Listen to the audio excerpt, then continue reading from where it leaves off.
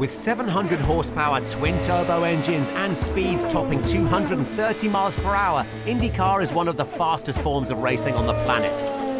But it's also one of motorsport's most diverse challenges, as its international field of drivers must take on a combination of super speedways, short ovals, road courses, and temporary street circuits if they're to become IndyCar champion.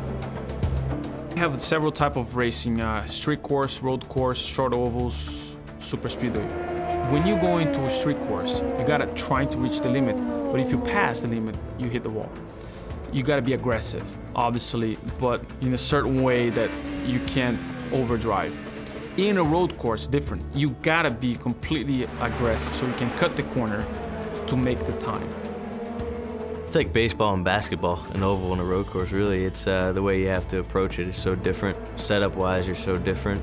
Obviously, you're set up to go one way. There's places where you set up for speed and less comfort, and vice versa. But on the road and streets, you really want a lot of grip, a lot of downforce. There are 6 road and 4 street courses on the 16-race IndyCar schedule, and it all kicks off each season at St. Pete's, a former World War II airbase. The Florida venue highlights just how tough street circuits can be.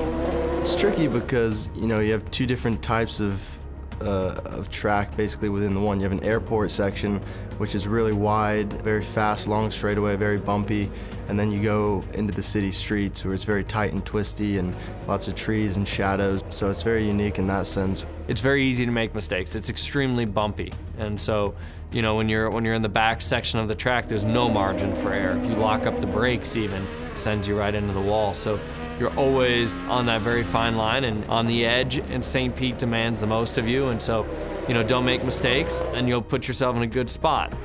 Performing on all 4 types of circuit is key. Unable to win on ovals, Penske's Will Power lost out in 4 title races before finally conquering his Achilles heel and winning a long overdue championship in 2014. You got to have a great team around you, but, you know, as far as a year goes, you got to be consistent and eliminate those really bad results.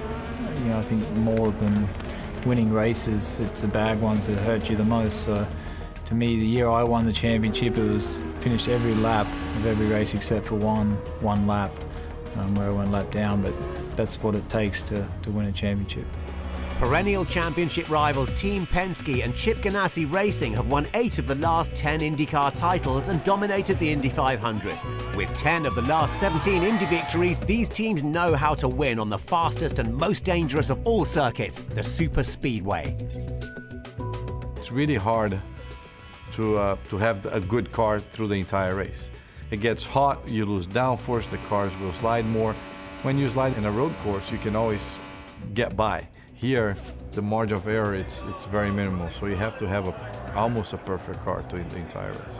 You gotta be extremely smooth, so you don't not only upset the car, but you actually don't kill the speed.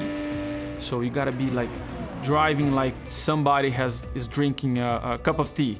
So you can't spill anything, because that's the way you're gonna achieve the most of the car. And short ovals, it's a little more aggressive, but same way of a speedway, so you still gotta be smooth, otherwise it can be very risky for you. So those are the differences that people sometimes don't realize. When you understand, it's a lot of fun in both ways.